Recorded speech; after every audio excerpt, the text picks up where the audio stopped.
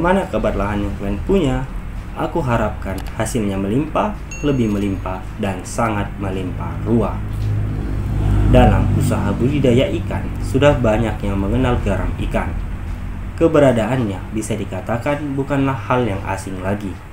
Bahkan, keberadaan garam ikan ini bagi pembudidaya merupakan sebuah keharusan.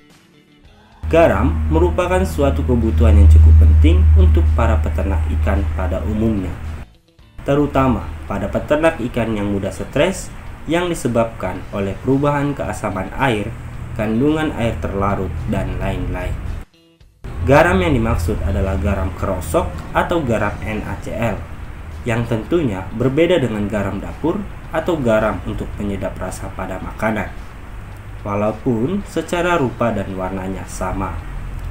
Perbedaan utama garam kerosok dengan garam dapur adalah pada kemurniannya. Garam kerosok hanya mengandung NaCl saja, sedangkan garam dapur sudah diperkaya dengan bahan lain yang memang berfungsi baik untuk manusia, seperti yodium dan bahan lainnya. Apabila garam mengandung senyawa lain, dikhawatirkan akan memberikan pengaruh buruk terhadap pertumbuhan serta perkembangan ikan. Beberapa manfaat garam untuk budidaya ikan di kolam. Yang pertama, garam ikan mengendalikan parasit. Yang kedua, garam ikan mencegah serangan bakteri. Yang ketiga, garam ikan mengendalikan jamur saprolegnia. Yang keempat, garam ikan mengurangi keasaman air hujan. Yang kelima, membersihkan kotoran pada ikan. Yang keenam, mengurangi stres saat pemindahan dan penyortiran. Yang ketujuh, mengurangi stres saat pengangkutan ikan. Yang kedelapan, mengendalikan masalah insang. Yang kesembilan, membantu saat kadar oksigen menurun. Dan yang kesepuluh, mengendalikan populasi alga di kolam. Pada dasarnya, pemberian garam ini dilakukan demi mencegah terjadinya luka pada ikan yang bisa datang kapan saja akibat dari ketidakseimbangan larutan antara ikan dan lingkungannya. Pemberian garam ikan ini dilakukan dengan memperhatikan dosis yang sudah diatur dalam kemasannya serta kondisi lingkungan di kolam.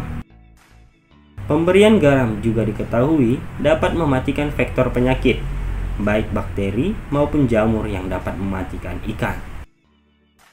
Cuaca yang tidak mendukung serta yang tidak menentu menyebabkan sejumlah produsen garam mengalami gagal panen.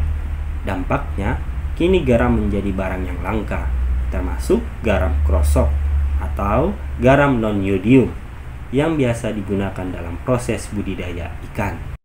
Bagaimana penambahan garam pada air kolam dapat menjaga kualitas air dan kesehatan ikan? Kucoba menjelaskannya. Pertama, menjaga keseimbangan cairan tubuh ikan atau osmoregulasi. Ikan dalam air tawar ibarat sekantung garam karena tubuh ikan mengandung larutan garam. Dengan berada di air kolam tawar yang minim garam, secara alami larutan garam akan banyak keluar dari tubuh ikan. Hal ini menyebabkan ikan stres dan rentan penyakit. Penggaraman kolam bertujuan untuk menyeimbangkan kandungan garam antara air dan tubuh ikan sehingga kesehatan ikan lebih terjaga. Kedua, menghambat pertumbuhan mikroorganisme yang berbahaya. Garam dapat menghancurkan sel mikroorganisme yang sifatnya patogen atau yang sangat berbahaya bagi ikan, seperti parasit Argulus, Gyrodactylus, Trichodina, dan jamur saprolegnia. Biasanya, garam untuk pencegahan penyakit ini dilakukan pada saat awal tebar, karena benih belum memiliki daya tahan tubuh yang kuat. Jika ikan sudah dewasa, garam dapat diberikan sewaktu-waktu jika muncul gejala-gejala penyakit. Penggaraman untuk mencegah penyakit dapat diberikan dengan dosis 2-3 gram per liternya. Ketiga, menstabilkan pH air kolam. Pada kondisi tertentu, pH kolam dapat berubah secara drastis, baik menurun asam atau meningkat itu basah. Penurunan pH biasanya diakibatkan oleh air hujan yang terus-menerus, sedangkan peningkatan pH diakibatkan tingginya kandungan amonia dalam kolam. Garam bisa membantu menstabilkan pH untuk tetap berada di kisaran yang kita inginkan, yaitu 6 sampai dengan 7. Keempat, mengikat nitrit. Nitrit pada air kolam dapat terserap ke sistem peredaran darah ikan sehingga mengurangi kemampuan ikan dalam mengikat oksigen. Akibatnya, ikan kekurangan oksigen yang menjadikan darahnya berwarna coklat, bukan merah segar. Racunan nitrit ini dapat diatasi dengan garam sebanyak 1 gram per liter. Dan yang kelima, menjaga ikan agar tidak stres pada saat pemindahan. Seperti yang telah disebutkan pada poin 1, larutan garam yang tidak seimbang antara tubuh ikan dan media perairan menjadikan ikan mudah stres. Saat penanganan atau seperti pemindahan dan pemilahan, ikan lebih mudah stres karena harus menghadapi situasi seperti dikejar jaring atau dibolak-balik.